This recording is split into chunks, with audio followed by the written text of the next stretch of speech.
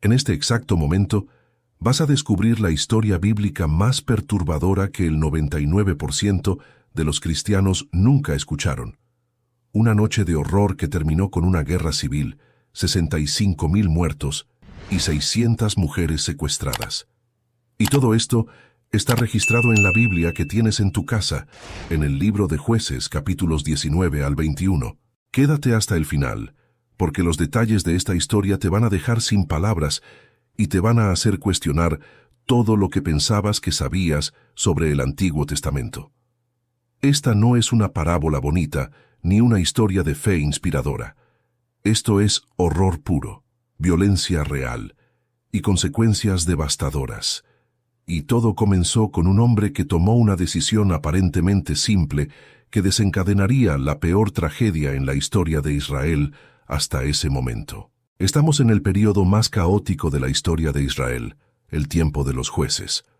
No había rey, no había gobierno central, no había sistema de justicia unificado. Cada tribu hacía lo que quería. Cada ciudad tenía sus propias reglas. Cada persona era su propia autoridad moral. Imagina un país sin policía, sin tribunales, sin leyes que todos respeten. Imagina que cada persona decide por sí misma qué está bien y qué está mal.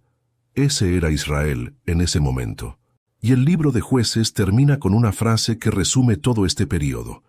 En aquellos días no había rey en Israel, cada uno hacía lo que bien le parecía. Esta frase no es solo una observación histórica, es una advertencia. Es la Biblia diciéndonos, miren lo que pasa cuando una sociedad abandona por completo los principios de Dios. Y en ninguna otra historia se ve esto más claro que en lo que sucedió en Gibeá. Gibeá era una ciudad pequeña en el territorio de la tribu de Benjamín. No era una ciudad pagana, no era un pueblo extranjero. Era una ciudad israelita poblada por el pueblo escogido de Dios. Pero Gibeá tenía un problema. Se había corrompido tanto, se había vuelto tan malvada, que lo que estaba a punto de suceder allí rivaliza con Sodoma y Gomorra. Y aquí está lo aterrador. Sodoma y Gomorra fueron ciudades paganas que Dios destruyó con fuego. Gibeá era una ciudad israelita, y lo que pasó allí lo hicieron el pueblo de Dios contra el pueblo de Dios. Así que prepárate, porque esta historia te va a mostrar de qué somos capaces los seres humanos cuando nos alejamos de Dios. El protagonista de esta pesadilla es un levita. Los levitas eran la tribu sacerdotal de Israel, las personas religiosas que servían en el templo, que ofrecían sacrificios, que se suponía que eran ejemplos de moralidad y piedad. Este levita en particular vivía en una zona remota de las montañas de Efraín y tenía una concubina. Ahora, el término concubina puede sonar extraño hoy, pero en ese contexto era básicamente una esposa de segunda categoría, una mujer que tenía una posición legal, pero no los mismos derechos que una esposa principal.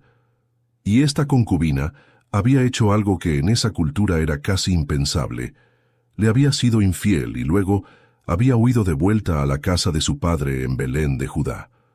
4 meses pasaron, 4 meses en los que el levita aparentemente estuvo pensando qué hacer, procesando la traición, decidiendo si valía la pena ir a buscarla, y finalmente tomó una decisión. Iba a ir a Belén, iba a hablar con ella, iba a intentar convencerla de que volviera con él. Así que preparó 2 burros, tomó a su siervo y comenzó el viaje de varios días hacia Belén. Cuando llegó a la casa del padre de la concubina, el suegro lo recibió con alegría. El texto bíblico dice que el padre se alegró de verlo, y aquí podemos intuir algo. Probablemente el padre quería que su hija volviera con el levita. Probablemente pensaba que era lo mejor para ella, a pesar de todo lo que había pasado. El suegro era un hombre hospitalario, quizás demasiado. Le insistió al levita que se quedara un día. Comieron, bebieron, pasaron un buen rato. Al día siguiente, cuando el levita quiso irse, el suegro insistió otra vez. Quédate otro día más. Y luego otro, y otro. 5 días completos pasó el levita en casa de su suegro, comiendo, bebiendo, aparentemente reconciliándose con su concubina. Pero en el 5.º día, el levita finalmente dijo basta. Era tarde en el día, ya casi atardecía, pero él insistió en que tenían que partir. El suegro intentó convencerlo una vez más de quedarse, pero el levita fue firme. Se levantó con su concubina, su siervo y sus 2 burros ensillados, y comenzaron el viaje de regreso a casa. Viajaron durante lo que quedaba del día, y al anochecer llegaron cerca de Jebús, que es como se llamaba Jerusalén en ese tiempo. Jebús todavía estaba controlada por los jebuseos, un pueblo pagano. El siervo le sugirió al levita que pasaran la noche allí, pero el levita tomó una decisión que en pocas horas probaría ser el error más fatal de su vida. Él dijo, y esto es importante, no vamos a entrar en una ciudad de extranjeros que no son del pueblo de Israel. Vamos a seguir hasta Gibea. Él prefirió arriesgarse a viajar de noche antes que quedarse con paganos. Pensó que estaría más seguro con su propio pueblo, con israelitas, con personas que supuestamente conocían a Dios. No podía estar más equivocado. Siguieron caminando mientras caía la noche. Pasaron por Jebús y continuaron unos cuantos kilómetros más hasta que llegaron a Gibea justo cuando el sol se ponía completamente. Era de noche. Estaban cansados, hambrientos. Necesitaban urgentemente un lugar donde dormir. En esa cultura la hospitalidad no era solo una cortesía, era una obligación sagrada. Cuando viajeros llegaban a una ciudad, los habitantes debían recibirlos, darles refugio, protegerlos. Era parte fundamental del código moral de Israel. Así que el levita, su concubina y su siervo entraron a Gibea y se sentaron en la plaza de la ciudad, esperando que alguien les ofreciera hospitalidad. Pero nadie vino. Pasaban las horas. La noche se hacía más fría, más oscura. Los pocos habitantes que todavía estaban en las calles pasaban frente a ellos sin siquiera hacer contacto visual. Nadie les ofrecía un lugar donde quedarse.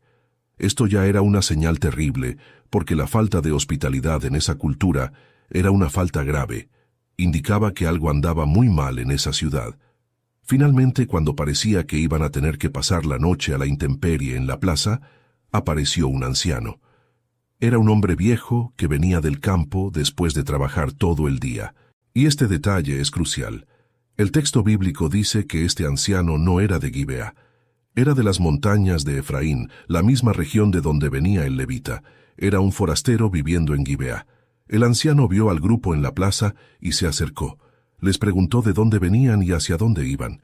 El levita le explicó toda su situación, que venían de Belén, que iban hacia las montañas de Efraín, que habían pensado que en Gibea encontrarían hospitalidad, pero que nadie les... So good, so good, so good. Everything you want for summer is at Nordstrom Rack stores now, and up to 60% off. Stock up and save on the brands you love like Vince, Sam Edelman, Frame, and Free People. Join the Nordy Club to unlock exclusive discounts, shop new arrivals first, and more. Plus, buy online and pick up at your favorite Rack store for free. Great brands, great prices. That's why you Rack. Había abierto las puertas. El anciano escuchó y de inmediato algo cambió en su expresión. Hay urgencia en sus palabras cuando responde, «La paz sea contigo, yo me haré cargo de todo lo que necesites, solamente no pases la noche en la plaza».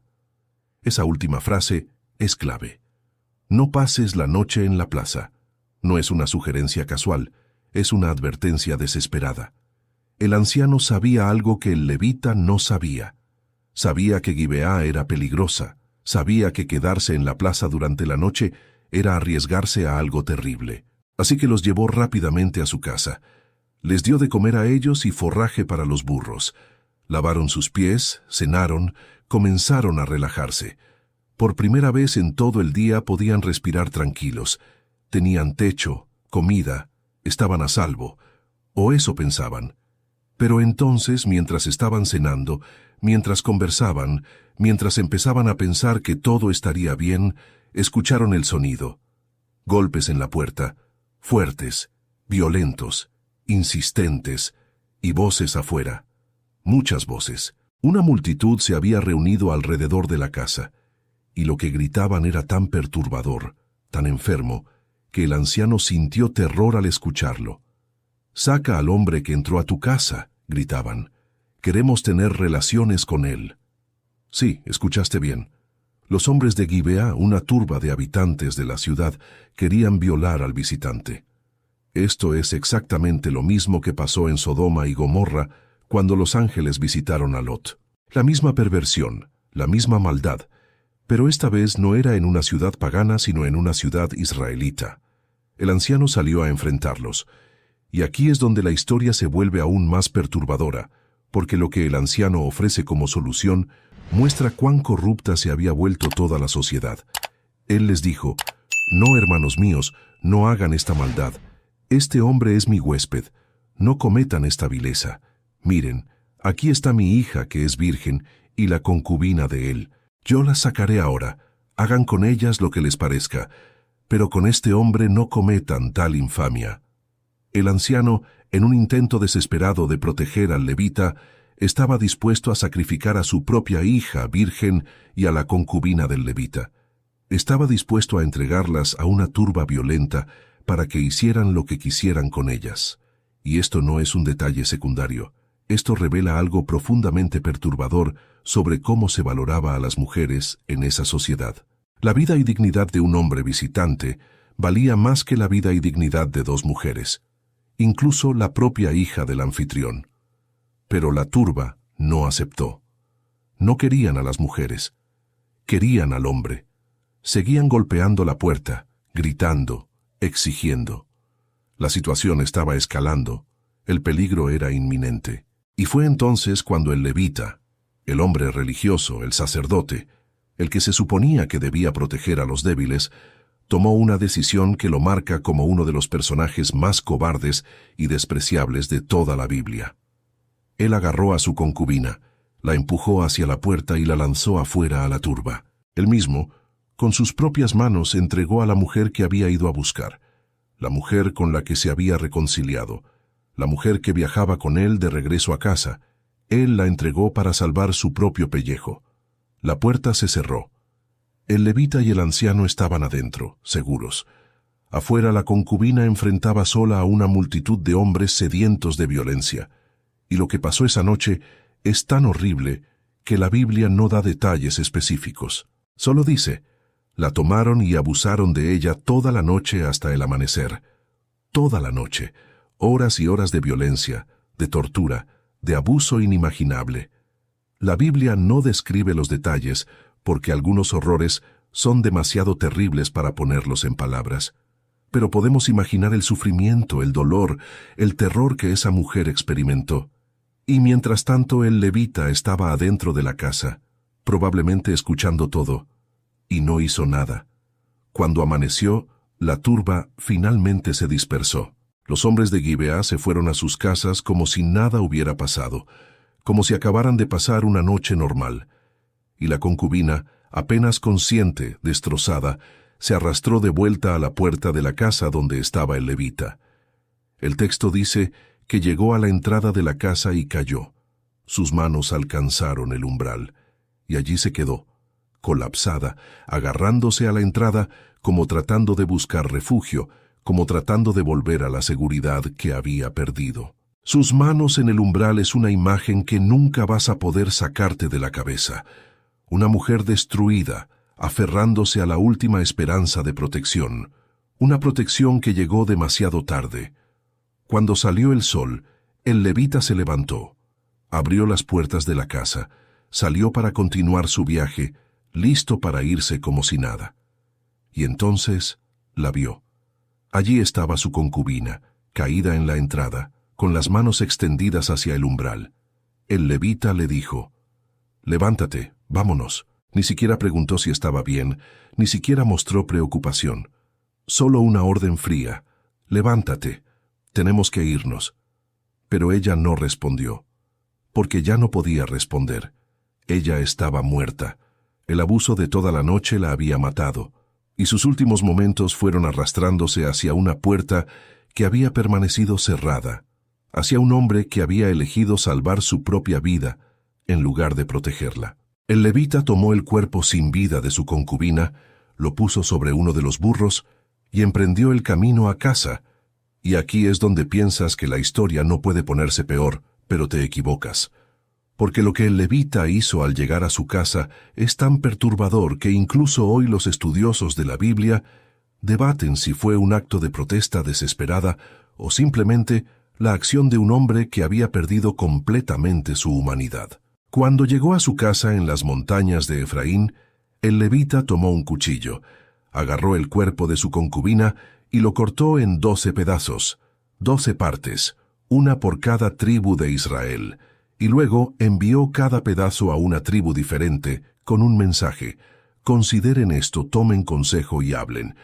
Imagina ser el líder de tu tribu y recibir un paquete.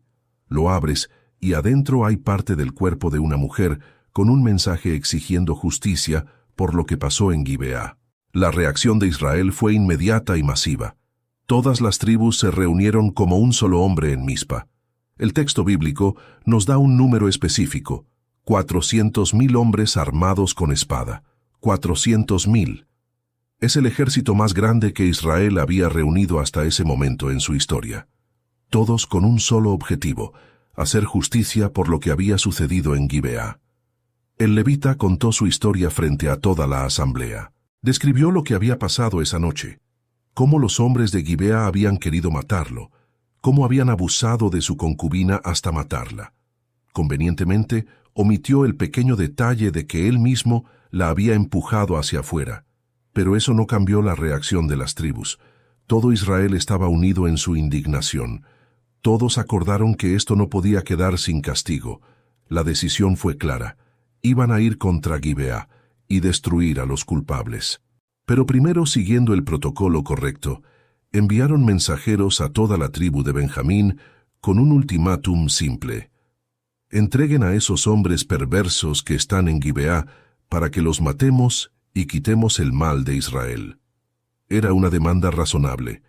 No pedían que destruyeran toda la ciudad, solo que entregaran a los criminales específicos para ser ejecutados. Justicia simple y directa. Pero Benjamín se negó.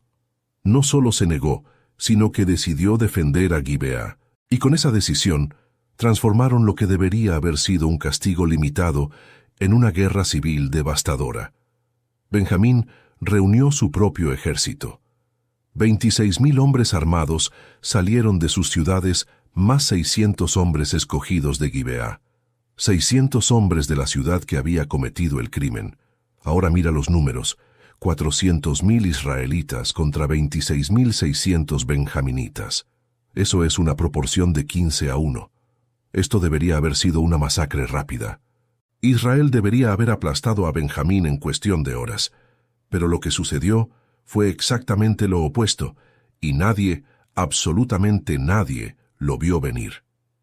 Israel subió a Betel para consultar a Dios. Preguntaron: ¿quién de nosotros subirá primero a pelear contra los hijos de Benjamín? Y Dios respondió: Judá subirá primero. Con esa confirmación divina, Israel marchó confiado hacia la primera batalla. 400,000 soldados contra 26,000. Esto iba a ser fácil. Pero cuando comenzó la batalla sucedió lo impensable. Benjamín no solo resistió, Benjamín contraatacó con ferocidad. Y al final del día, cuando se contaron los muertos, Israel había perdido 22,000 hombres, 22,000 soldados muertos en una sola batalla contra un ejército mucho más pequeño. El shock fue total. La confianza se transformó en terror. Esa noche, los israelitas lloraron frente a Dios. Volvieron a preguntar: ¿debemos volver a pelear contra nuestros hermanos, los hijos de Benjamín? Y Dios respondió: suban contra ellos. Así que al día siguiente, con renovada determinación, Israel atacó otra vez. Y otra vez, Benjamín los destrozó. Esta vez murieron 18,000 israelitas más. 18,000 en un solo día. Eso suma 40,000 muertos en solo 2 batallas. 40,000 hombres que habían venido a hacer justicia y ahora yacían muertos en el campo de batalla. Ahora el terror había dado paso a la desesperación total. ¿Cómo era posible que Benjamín, siendo tan pocos, estuviera masacrando al ejército combinado de Israel? El texto bíblico nos da una pista. Benjamín tenía 700 guerreros zurdos escogidos que eran tan hábiles con la honda que podían lanzar una piedra a un cabello y no fallaban. 700 francotiradores de élite que causaban estragos en las filas israelitas. Pero más allá de la habilidad militar, había algo más profundo sucediendo aquí. Dios estaba permitiendo que Israel sufriera, estaba permitiendo que experimentaran derrota tras derrota, quizás porque la forma en que estaban buscando justicia no era tan justa después de todo, quizás porque necesitaban humillación antes de la victoria. Todo Israel subió y vino a Betel. Lloraron, ayunaron hasta la tarde, ofrecieron holocaustos y sacrificios de paz delante de Dios. Volvieron a preguntar, pero esta vez la pregunta era diferente. Ya no preguntaban quién debía subir primero o si debían pelear. Esta vez preguntaron directamente, ¿subiremos otra vez a la batalla contra nuestros hermanos los hijos de Benjamín o debemos desistir? Estaban al borde del colapso, considerando abandonar toda la campaña. Y esta vez Dios no solo dijo, sí, esta vez dijo, suban, porque mañana los entregaré en sus manos. La tercera batalla fue diferente. Israel usó una estrategia. Pusieron emboscadas alrededor de Gibeá. Cuando Benjamín salió a pelear, Israel fingió una retirada, haciendo que los benjaminitas los persiguieran lejos de la ciudad. Y entonces, los hombres en emboscada entraron a Gibeá y la incendiaron. Cuando los soldados de Benjamín vieron el humo de su ciudad ardiendo, entraron en pánico. Se dieron cuenta de que habían caído en una trampa. Israel los rodeó y comenzó la masacre. Esta vez, Israel no tuvo piedad. Persiguieron a los benjaminitas. Los mataron sin descanso. El texto dice que cayeron 18,000 hombres de Benjamín, todos ellos guerreros valientes. Pero no se detuvieron ahí. Continuaron persiguiéndolos, matándolos en los caminos, aplastándolos. Murieron 5,000 más, y luego 2,000 más. En total 25,000 benjaminitas fueron asesinados en esa batalla. Pero Israel no se detuvo con los soldados. Volvieron al territorio de Benjamín y pasaron a espada todo lo que encontraron. Hombres, animales, ciudades. Incendiaron todas las ciudades que hallaron. Fue un genocidio sistemático. De toda la tribu de Benjamín, solo 600 hombres lograron escapar.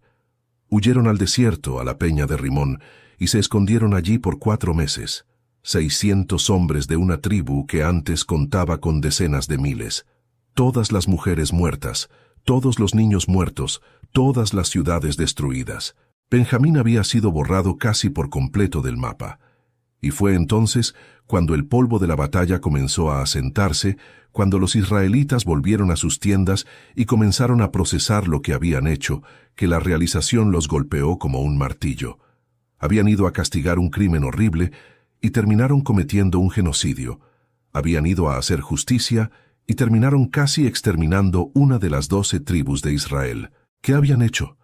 La respuesta al mal había sido casi tan mala como el mal original, y ahora enfrentaban un problema nuevo y terrible. 600 hombres de Benjamín quedaban vivos, pero no había mujeres benjaminitas. Sin mujeres, Benjamín desaparecería en una generación. Una de las 12 tribus de Israel, una tribu que descendía directamente de Jacob, estaría extinta para siempre, y la culpa sería de Israel. El pueblo se reunió en Betel y lloró amargamente. ¿Por qué, oh Señor, ha sucedido esto en Israel, que falte hoy una tribu de Israel? Pero aquí es donde la historia se vuelve aún más retorcida, porque además de haber masacrado a Benjamín, Israel había hecho un juramento. En el calor de la indignación inicial, antes de ir a la guerra, todo Israel había jurado solemnemente en Mizpa: ninguno de nosotros dará su hija por mujer a los de Benjamín. Era un voto sagrado, un compromiso que no podían romper sin graves consecuencias. Así que ahora tenían 600 hombres que necesitaban esposas para preservar la tribu. Pero todo Israel había jurado no darles a sus hijas. El dilema parecía imposible de resolver. Entonces, alguien tuvo una idea terrible, que iba a resolver un problema creando más horror. Alguien preguntó: ¿hay alguna tribu de Israel que no haya subido a la reunión en Mizpa?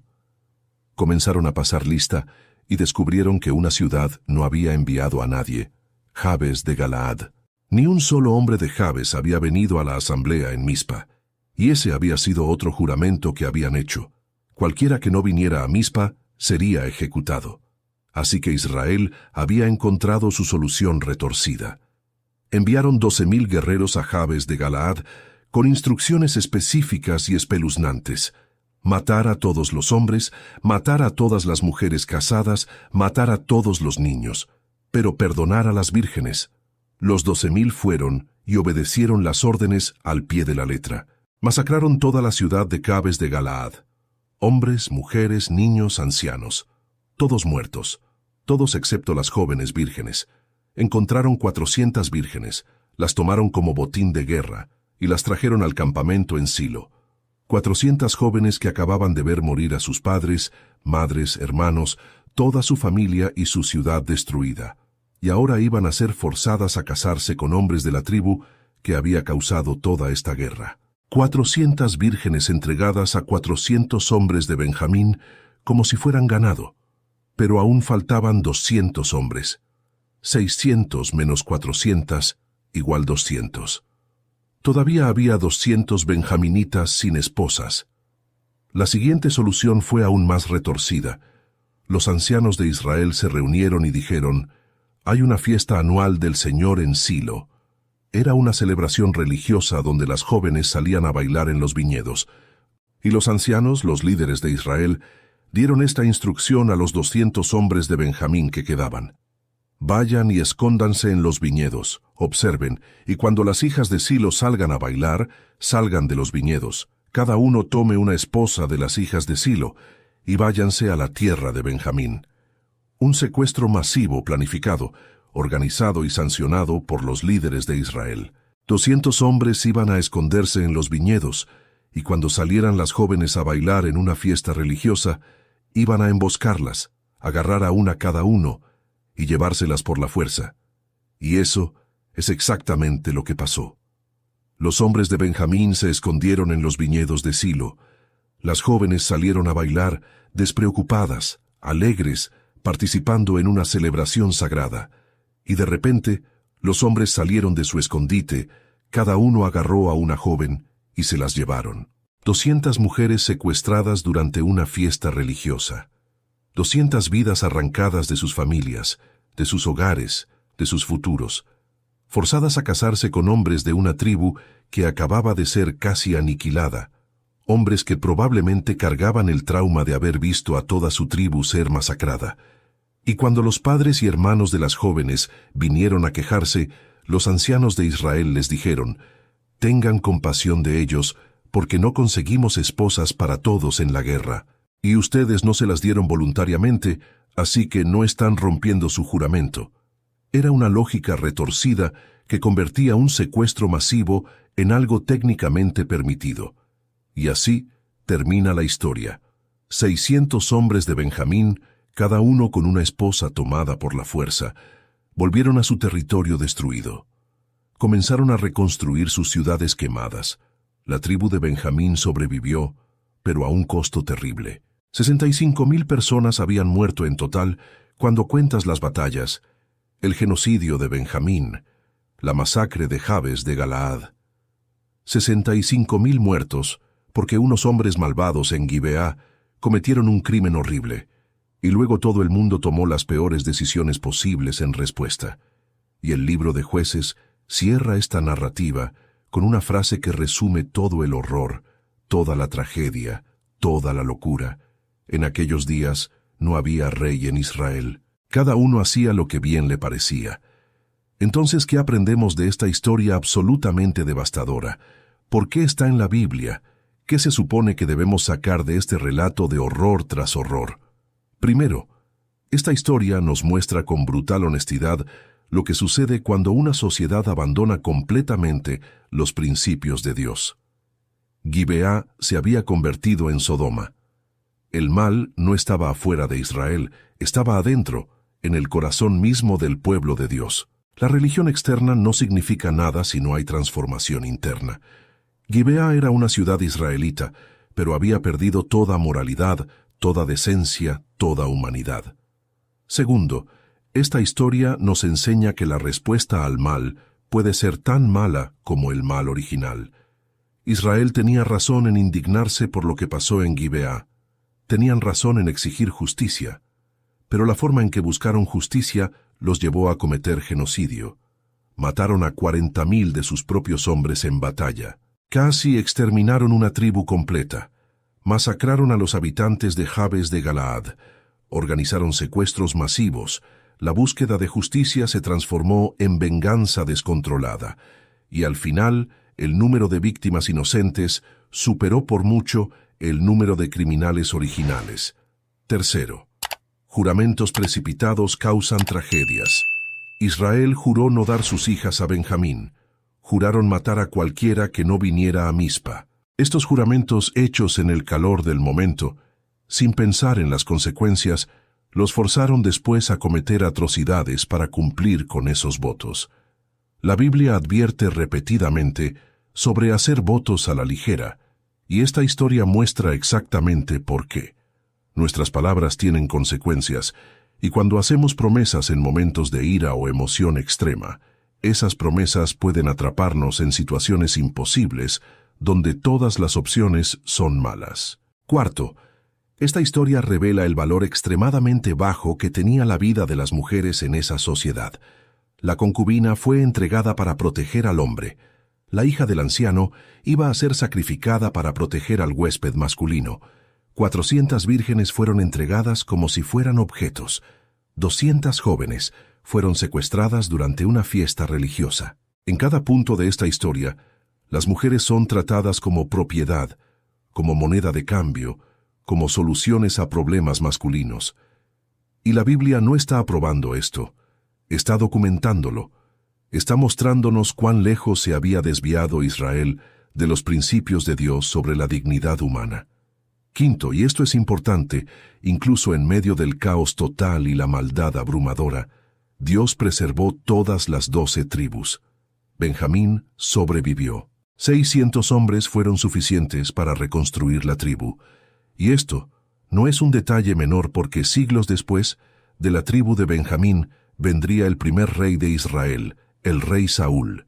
Y aún más importante, de la tribu de Benjamín vendría también el apóstol Pablo, el hombre que escribiría gran parte del Nuevo Testamento y llevaría el Evangelio al mundo gentil. Dios puede trabajar incluso en los peores escenarios. Puede tomar una tribu que estuvo al borde de la extinción por su propia maldad y las malas decisiones de otros, y usarla para propósitos que nadie podría haber imaginado. Sexto, esta historia demuestra que necesitamos algo más que buenas intenciones. Israel quería hacer lo correcto, querían justicia, pero sin principios absolutos, sin ley clara, sin un estándar moral fuera de ellos mismos, su búsqueda de justicia se convirtió en masacre. Cada uno hacía lo que bien le parecía. Suena como libertad, suena como autonomía, suena como algo deseable, pero esta historia nos muestra el resultado final de esa mentalidad. Cuando no hay estándar objetivo de bien y mal, cuando cada persona es su propia autoridad moral, el resultado inevitable es caos, violencia y muerte. La historia del levita y su concubina es uno de los textos más difíciles de toda la Biblia. No hay héroes aquí, absolutamente ninguno. El levita fue un cobarde que sacrificó a su concubina para salvar su propia vida. El anciano ofreció a su propia hija para proteger a un extraño. Los hombres de Gibeá fueron monstruos que violaron y asesinaron a una mujer inocente. Los hombres de Benjamín defendieron a los criminales en lugar de entregarlos a la justicia. Israel respondió con genocidio y secuestros masivos. Cada persona, cada grupo, cada decisión en esta historia es una falla moral. Es una cascada de horrores donde cada intento de solucionar el problema anterior solo crea problemas peores. Pero precisamente por eso está en la Biblia. No está ahí para darnos un ejemplo a seguir. Está ahí para mostrarnos quiénes somos sin Dios, para mostrarnos hasta dónde podemos caer cuando rechazamos sus principios, para mostrarnos que la naturaleza humana, dejada a sus propios dispositivos, es capaz de atrocidades inimaginables. Esta historia es un espejo oscuro que refleja lo peor de la humanidad, y la Biblia no esconde esta realidad, no la suaviza, No la edita para hacerla más presentable, la pone ahí en todo su horror para que no podamos engañarnos a nosotros mismos sobre lo que somos capaces de hacer. Esta historia también nos muestra que el pecado nunca es un evento aislado, siempre tiene consecuencias que se expanden como ondas en un estanque. El crimen en Gibeá llevó a una guerra civil. La guerra civil llevó a un genocidio. El genocidio llevó a juramentos precipitados. Los juramentos llevaron a más masacres y secuestros. Cada pecado genera más pecados. Cada mala decisión hace que la siguiente mala decisión sea más probable. Y antes de que te des cuenta, toda una sociedad está sumida en un ciclo de violencia del que parece imposible salir. Pero aquí está la diferencia crucial entre entonces y ahora. Esta historia sucedió en un tiempo cuando no había rey en Israel, cuando no había mediador entre Dios y el pueblo, cuando no había esperanza clara de redención. Hoy vivimos en un tiempo diferente. Tenemos acceso a la gracia de Dios a través de Cristo. Tenemos al Espíritu Santo que puede transformar corazones. Tenemos una esperanza que no existía en Gibeá. La misma naturaleza humana que produjo los horrores de esta historia sigue existiendo en nosotros hoy. Seguimos siendo capaces de las mismas atrocidades. Seguimos teniendo la tendencia de hacer lo que es correcto a nuestros propios ojos. Seguimos respondiendo al mal con más mal. Pero ahora tenemos algo que ellos no tenían. Tenemos la posibilidad de transformación real y profunda. Esta historia nos confronta con preguntas incómodas. ¿Qué haríamos nosotros en esas situaciones? Si estuviéramos en esa casa en Gibeá con la turba afuera, sacrificaríamos a alguien más para salvarnos. Si nuestra tribu fuera atacada, ¿hasta dónde llegaríamos en la venganza? Si tuviéramos el poder de hacer justicia, podríamos detenernos antes de que se convirtiera en genocidio. Queremos pensar que actuaríamos diferente, que seríamos mejores que el levita o que los hombres de Israel. Pero esta historia está en la Biblia precisamente para recordarnos que sin la gracia de Dios, sin principios absolutos fuera de nosotros mismos, sin transformación del corazón, somos capaces de exactamente las mismas cosas. Y hay una lección final aquí sobre la importancia de la narrativa completa. Durante siglos esta historia ha sido ignorada, evitada, escondida porque es incómoda. Los predicadores no predican sobre ella. Las escuelas dominicales no la enseñan. Los estudios bíblicos la saltan. Y al hacer eso perdemos algo crucial. Perdemos la honestidad brutal de la Biblia sobre la condición humana. Perdemos el recordatorio de que el pueblo de Dios no siempre actuó como pueblo de Dios. Perdemos la advertencia sobre a dónde lleva el relativismo moral. La Biblia no es un libro de historias bonitas con finales felices. Es un libro sobre la realidad del pecado y la necesidad desesperada de redención. Entonces sí, esta es la historia más perturbadora de la Biblia. Es horrible, es violenta, es difícil de procesar. No tiene un final satisfactorio donde todo se resuelve bien. 65,000 personas murieron. 600 mujeres fueron forzadas a matrimonios que no eligieron. Una mujer inocente fue violada hasta morir mientras su esposo se escondía adentro. Ciudades enteras fueron quemadas. Niños fueron asesinados. Y todo comenzó con un crimen horrible que llevó a intentos de justicia que se convirtieron en atrocidades peores que el crimen original. Pero aquí está lo que necesitas entender. Esta historia no está en la Biblia por accidente. Está ahí porque Dios quiere que sepamos la verdad sobre nosotros mismos. Quiere que veamos cuán desesperadamente necesitamos algo más grande que nosotros mismos. Quiere que entendamos que cada uno haciendo lo que bien le parece no lleva a la libertad, sino al caos. Quiere que reconozcamos que sin Él, sin sus principios, sin su gracia transformadora, somos capaces de convertirnos en los monstruos de esta historia. La época de los jueces terminó eventualmente. Israel pidió un rey porque no podían seguir viviendo en esa anarquía. Y aunque los reyes que tuvieron fueron frecuentemente malos, al menos había estructura, había ley, había algún tipo de orden. Pero el verdadero rey que Israel necesitaba, el verdadero rey que toda la humanidad necesitaba, no vendría sino siglos después. Un rey que no gobernaría con espada, sino con amor. Un rey que no exigiría sacrificios, sino que se sacrificaría a él mismo. Un rey que no respondería al mal con más mal, sino que absorbería el mal en la cruz y ofrecería perdón. Esta es la historia más perturbadora de la Biblia, pero también es un recordatorio de por qué necesitamos el Evangelio. No porque seamos un poco imperfectos y necesitemos mejorarnos, sino porque somos profundamente rotos, capaces de horror, desesperadamente necesitados de salvación que solo puede venir de afuera de nosotros mismos. La historia de Gibeá es oscura, pero hace que la luz del Evangelio brille aún más resplandeciente en contraste.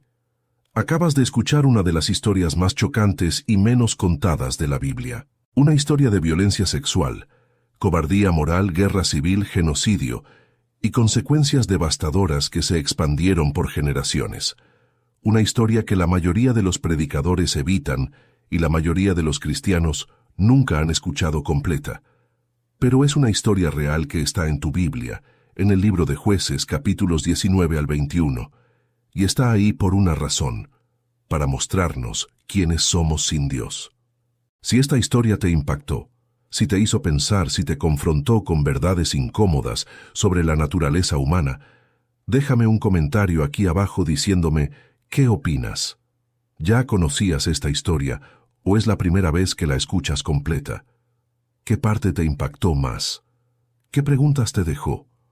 Me encantaría leer tus reflexiones porque esta es una historia que necesita ser discutida, necesita ser procesada, no puede ser ignorada. Y si quieres seguir explorando las historias más oscuras, más complejas, más ignoradas de la Biblia, suscríbete a este canal y activa la campanita porque cada semana vamos a sumergirnos en narrativas bíblicas que la mayoría de la gente nunca escucha. Historias reales, sin filtros, que te van a cambiar la forma en que ves la Biblia y te van a mostrar por qué necesitamos desesperadamente la gracia de Dios. La próxima semana vamos a hablar sobre otra historia devastadora que casi nadie conoce. La historia de Jefté, el hombre que hizo un voto imprudente a Dios y terminó sacrificando a su propia hija. Es otra narrativa que te va a dejar sin palabras y que te va a hacer cuestionar muchas cosas que pensabas que sabías sobre el Antiguo Testamento. No te la pierdas. Nos vemos en el próximo video.